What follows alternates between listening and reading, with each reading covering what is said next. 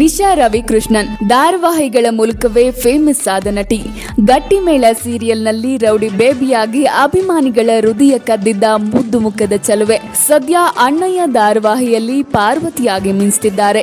ಈಕೆಯ ನೃತ್ಯ, ಸಂಗೀತ, ನಟನೆಗೆ ಮನಸೋಲದವರೇ ಇಲ್ಲ. ಪಟಪಟ ಅಂತ ಹರಳು ಹುರಿದ ಹಾಗೆ ಕನ್ನಡವನ್ನ ಅಚ್ಚುಕಟ್ಟಾಗಿ ಮಾತನಾಡುವ ಈಕೆ ಕನ್ನಡದವರಲ್ಲ ಅಂದ್ರೆ ನೀವು ನಂಬ್ತೀರಾ?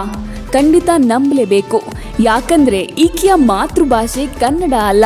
ನಿಶಾ ರವಿಕೃಷ್ಣನ್ ಅವರು ನಿಶಾ ಮಿಲನ್ ಎಂದು ಕೂಡ ಜನಪ್ರಿಯತೆ ಪಡೆದವರು. ಅವರು 2018ರಲ್ಲಿ ಬಣ್ಣದ ಲೋಕಕ್ಕೆ ಕಾಲಿಟ್ರು. ಸರ್ವಮಂಗಳ ಮಾಂಗಲ್ಯ ಅವರು ನಟಿಸಿರುವ ಮೊದಲ ಧಾರಾವಾಹಿ. ಈ ಧಾರಾವಾಹಿ 2018ರಿಂದ 2019ರವರೆಗೆ ಪ್ರಸಾರ ಕಂಡಿತ್ತು. ಸ್ಟಾರ್ ಸುವರ್ಣದಲ್ಲಿ ಈ ಧಾರಾವಾಹಿ ಪ್ರಸಾರ ಕಾಣ್ತಿತ್ತು. 2019ರಲ್ಲಿ ಅವರಿಗೆ ಸಿಕ್ಕಿದ್ದೇ ಗಟ್ಟಿಮೇಳ ಧಾರಾವಾಹಿ. ಜಿ ಕನ್ನಡದಲ್ಲಿ ಪ್ರಸಾರ ಕಂಡ ಗಟ್ಟಿಮೇಳ ಧಾರಾವಾಹಿಯಲ್ಲಿ ನಿಶಾ ಅವರು ಅಮೂಲ್ಯ ಹೆಸರಿನ ಪಾತ್ರ ಮಾಡಿದ್ರು. ಈ ಧಾರಾವಾಹಿ ಮೂಲಕ ರೌಡಿ ಬೇಬಿ ಎಂದೇ ಫೇಮಸ್ ಆದ್ರು. ಕಥಾ ನಾಯಕನ ಜೊತೆಗಿನ ಕೆಮಿಸ್ಟ್ರಿ ಕಾರಣಕ್ಕೆ ಸಾಕಷ್ಟು ಸುದ್ದಿ ಆದ್ರು. ಈ ಧಾರಾವಾಹಿ 2019ರಿಂದ 2024ರವರೆಗೆ ಪ್ರಸಾರವನ್ನ ಕಂಡಿತ್ತು. ಈ ವರ್ಷ ಧಾರಾವಾಹಿ ಪ್ರಸಾರವನ್ನ ಅಂತ್ಯ ಮಾಡಿದೆ. ಆ ಬಳಿಕ ಒಂದು ತೆಲುಗು ಧಾರಾವಾಹಿಯಲ್ಲಿ ಇವರು ಬ್ಯುಸಿ ಆಗ್ಬಿಟ್ರು.